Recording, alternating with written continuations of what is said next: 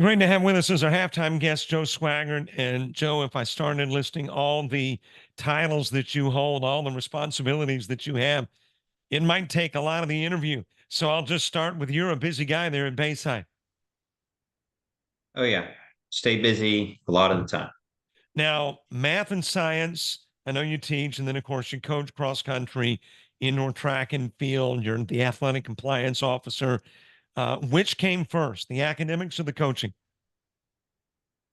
Teaching actually, in my first job, actually, we're playing tonight. Cottage Hill Christian Academy. I was employed there for 8 years, and I started in March of 2006, and was teaching. The head of school at the time, Dr. Lang, wanted me to step in and start coaching, and I thought, well, I better get my feet into teaching first, and then the following fall, I started coaching cross country. And so teaching first and then coaching shortly after. So, how many years as the cross country coach at Cottage Hill? 8 years cross country, 8 years outdoor. And then can't recall what year we started indoor track. I think it may have been 4 years after. And then at Bayside have been 12 years for all three of those sports. All right, let's bring you to Bayside. And at Bayside, did you immediately assume the coaching responsibilities to go along with the teaching? Yes. When I was hired to fill in a math role. The outgoing coach, Alan Foster, great man, great coach.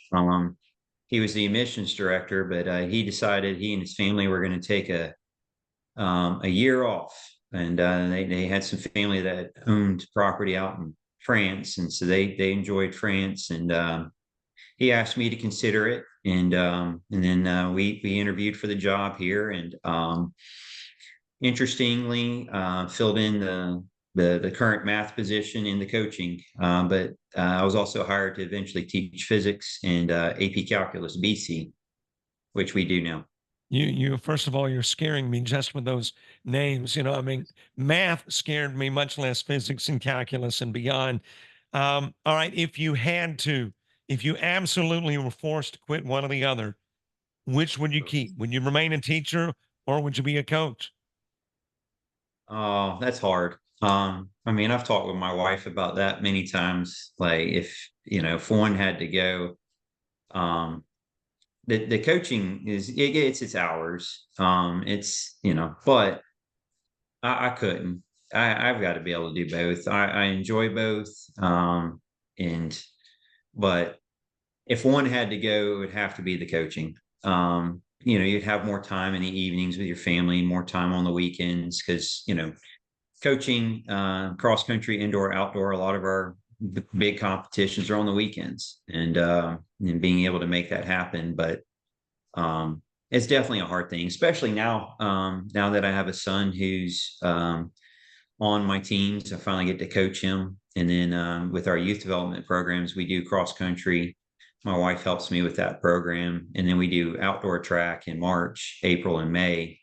Um, and I get, my wife helps also with that. But my fifth grader and first grader are both involved now, so that's a lot of fun when you actually get to see your kids be part of what you do.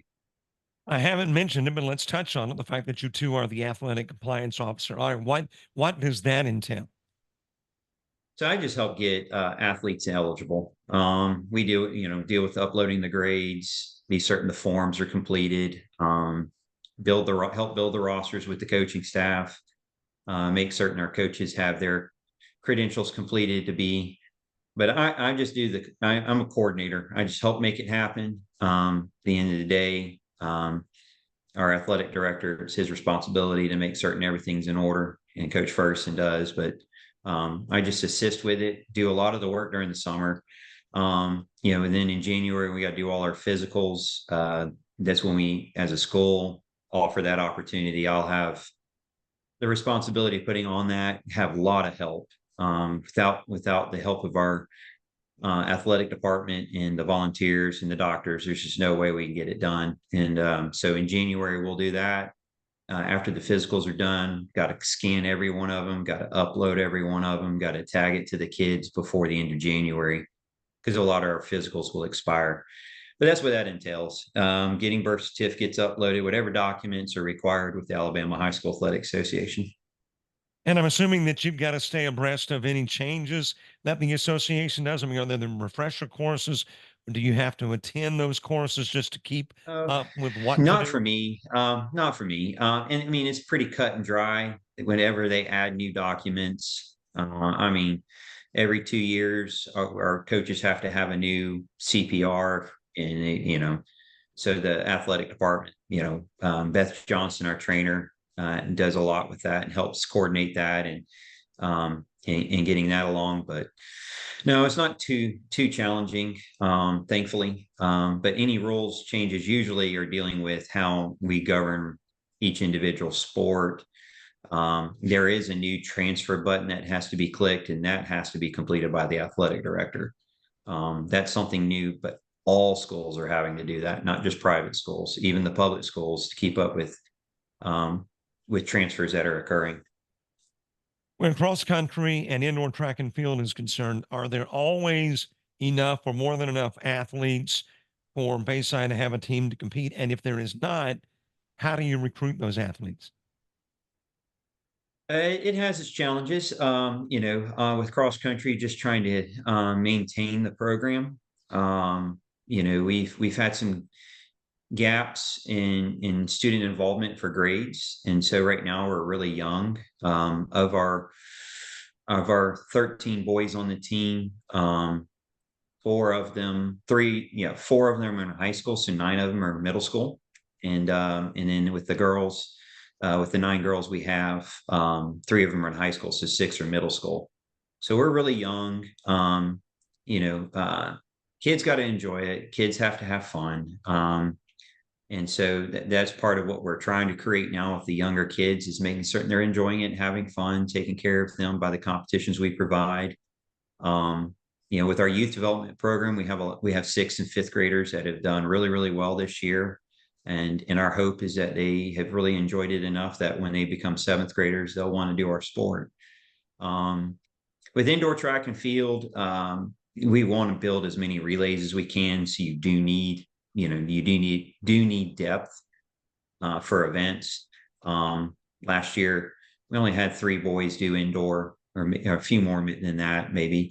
But we've got some new football coaches that have been hired that actually enjoy track and field. They've been track and field coaches before in the past, so hopefully their involvement with our program will help bring some more football players out. Um, we're always trying to get kids to be interested in our sport, and competitive balance has been a little bit of a negative for us. Last year our girls did win indoor track and field. And as long as we don't get another 3.5 points, we won't get bumped back up to 6A. We just came down from 6A. But indoors, being in Birmingham, it's the only facility for us in the state of Alabama to compete, and so kids have to be willing to travel. We stay the night a lot, the nights before, then we compete the next day, travel home. But we do have some talent, and we do have some strong performers. It's just really cool when you can get a lot of kids, because then it helps you with your team scoring. Now, you mentioned there are 13 boys, 9 girls on cross country. I don't think we had an exact figure on indoor track and field, but for you, what is the perfect number to have for both those Oh teams? man, I would love to have 50, 60, 70 kids. Being a small school, that's hard. But the years that have been really special is the years where the kids really enjoy being with each other. And that's what you want. I'd rather chase that, kids that really enjoy being with one another and working hard for one another.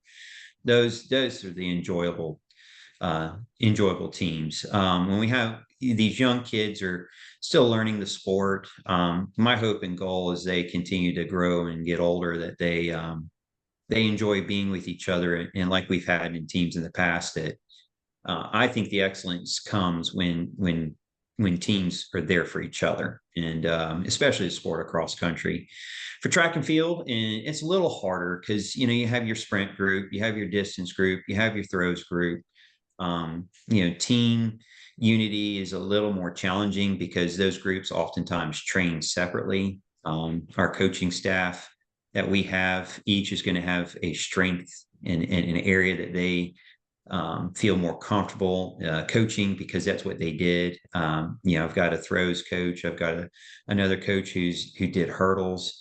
We've got a long jump, triple jump individual, and another coach who's actually assisted with throws.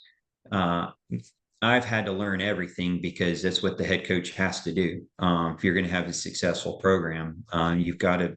Now, when it comes to field events, I do have a favorite, and but at the same point, I'm going to lean into what my coaches are good at, let them coach those, and then I take what's left. And so, like for instance, pole vault. I've been learning a lot with the kids over the years, and want to help these kids be their best. And we're providing whatever tools we can to help them be their best. Where indoor track and field is concerned, there are a number of events. Obviously, you mentioned many pole vault, javelin, the throws. Do you have an athlete that competes in every one of those, or are there events that you do not have athletes for? Well, we just recently graduated an athlete. Madeline Dudley is competing. I'm going to butcher this. Is Lafayette? Hopefully, I said that right. In Pennsylvania, and so she's going to be a multi. We currently have an athlete on campus, Sebastian Winstead, who's took on the decathlon this past May, and he's going to return back as a junior.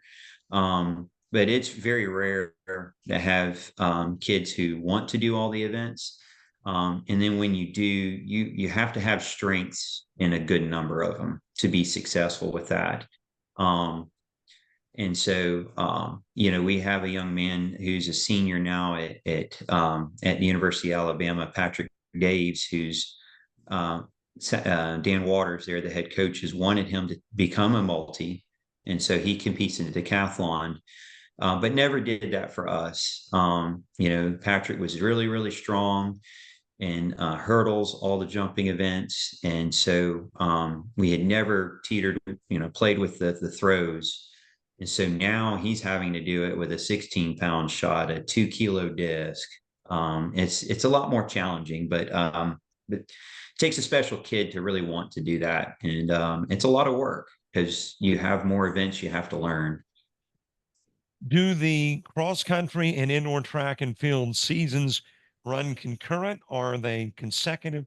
And how does that work? Thankfully in the state, they're not. Our cross country season ends on November 8th. And then the first competition for indoor will be the first Saturday of December. Now, technically, track being a winter sport, the winter sports do begin before the fall sports finish in terms of being allowed to practice.